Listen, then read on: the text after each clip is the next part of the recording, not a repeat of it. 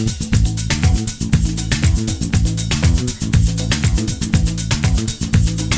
Alec. Hey guys, Alec Torelli here. Welcome to an episode of Ask Alec. I got an awesome topic for you today, hopefully to change some of your perspective on your approach to poker and measuring your results. This has been one of the differentiating factors for me as I've progressed in my career and what I think it really takes to make it at the top and be a successful professional.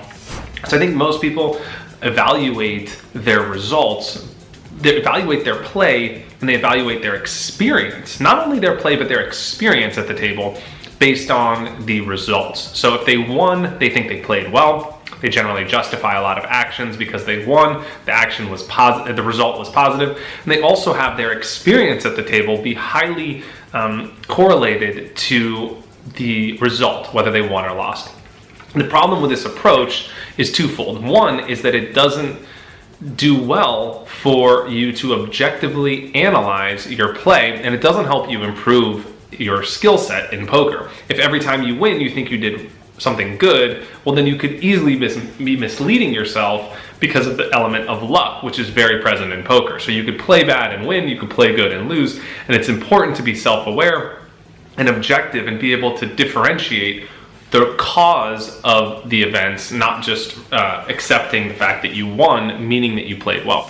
The second problem with this, and this is I feel like almost more important, is if your experience and your sensation about the game or your enjoyment is inextricably linked to something that is largely beyond your control in the short term, like whether you win or lose, then you're setting yourself up for emotional failure. The problem with this is that, while it's not like a huge issue in one given day, I mean, maybe you go home, you feel like shit after you lose. The problem is that this perpetuates. And if you lose a couple days in a row, now suddenly you're screwed up mentally, and then you're not going to play your best at the table, and then you're going to perpetuate the losing. And this is how downswings start.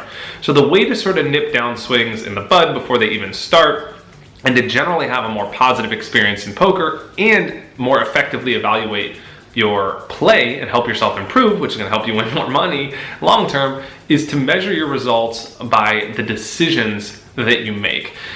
This is an extremely empowering exercise, and it's really how I feel like I win at poker most every time I play. If I make good decisions and I evaluate my play afterwards and say to myself, you know what, I played these hands correctly, I could have improved here, and I do it with a relaxed approach and not be too judgmental, not too hard on myself from a judgment standpoint, but very hard on myself from a critical standpoint, then I feel like I've always won every time I play. So I always try to be super hard on myself and say, okay, how can I improve? I try to check every single aspect of every single hand to make myself better. But then when it comes to judging myself, I try to give myself a little bit of self-love because I'm human, I make mistakes. And while it does frustrate me, even in a 12-hour session, sometimes I win a lot of money, I play for 14 hours, and I look back on the session and I say to myself, oh, that one hand I played like such an idiot. And I'm frustrated. And it's amazing because I had the best result possible.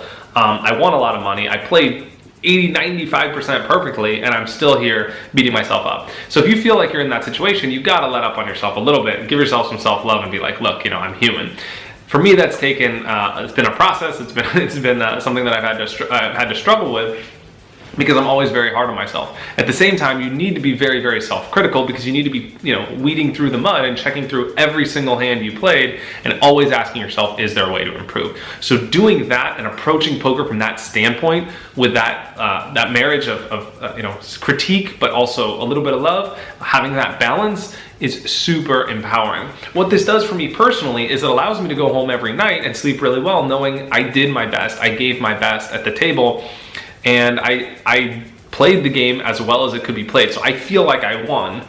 And the reason I feel that way is because, twofold. One is I know that I played the game better than the other people. So even if they won the money, or even if they won and they feel like, they had some ego trip, they got to call me a name at the table. Sometimes people are stupid like that or whatever. I don't really care because I know at the end of the day, if the cards went a little bit differently, I'm gonna win. The second reason is that I play poker for the long term, right? I really approach the game like a business and from a professional's mindset. And to do that, you need to accept right away, right? You need to accept going into the game of poker, going into your business plan, even before you sit down at the table, that there is this element of luck, and luck is something you should be grateful for. It's the reason why you have a poker game. If there was no luck, poker would be like chess and nobody would play for large amounts of money, right? The game would be sort of dead. So luck's the price you pay for being a professional, remember that. And I'm always grateful that, some of the time I have to lose because that's the price I pay for winning. And I do play the game for the long term, and I do think about the fact that as long as I budget my money correctly, as long as I'm responsible with my bankroll, as long as I understand that I'm only risking a small portion of my money every time I play, I don't really care what happens in the short term, because in the long term, I'm going to make these correct decisions. I focus on what I can control. I forget about the rest, and I know that the money's going to come. So that's my hack. That's how I win at poker almost every time I play. I mean, not every time, because sometimes I make bad decisions and then I'm really pissed.